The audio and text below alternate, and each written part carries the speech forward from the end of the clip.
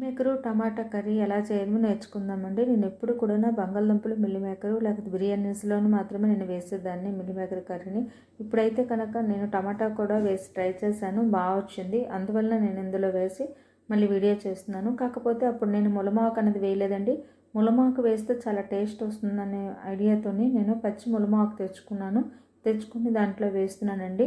ముందుగా మనము మిల్ మేకర్ని వేడి నీటిలో వేసి బాగా మెత్తగా అయిన తర్వాత కడిగి పక్కన పెట్టుకోవాలండి. ఇది చల్లని నీళ్ళండి, చిన్నది పెట్టాను. ముందు వేడి నీటిలో ముందుగా అయితే కనుక మిల్ మేకర్ను శుభ్రంగా కడిగి పక్కన పెట్టుకుంటాము.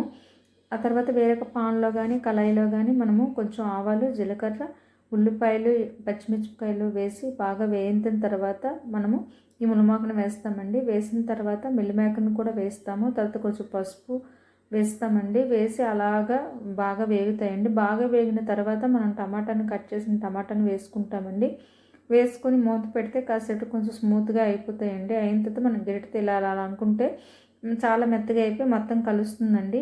తర్వాత మళ్ళీ శుభ్రంగా మనం కలుపుకుంటామండి. ఇప్పుడు అంతా శుభ్రంగా కలిసిన తర్వాత కొంచెం కారము, సాల్ట్ మనం వేసుకుంటామండి.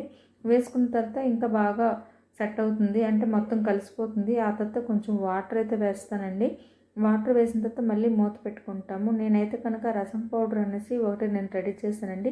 అది టమాటా కర్రీస్లో అంటే పులుపు ఉన్న కర్రీస్లో కూడా నేను వాడుతూ ఉంటాను. అదైతే కనుక నేను వేసానండి. ఈ నీళ్ళు వేసాం కాబట్టి మొత్తం శుభ్రంగా టమాటా మిల్ మేకర్ అంతా శుభ్రంగా పడుతుందండి. చాలా టేస్ట్ వస్తుంది. మనమైతే ములమాకు వేసాం కదా, మునక్కాయలు తిన్న ఫ్లేవర్ అయితే వస్తుందండి. నేను ఇంట్లో కరివేపాకు అయితే వేయలేదు. కరివేపాకు లాగా నేను ములమాకుని అయితే వాడుకున్నాను. ఈ టమాటా కోసము వేసిన ఈ పౌడర్ వేసి మనము మూత పెట్టడమేనండి. చాలా టేస్ట్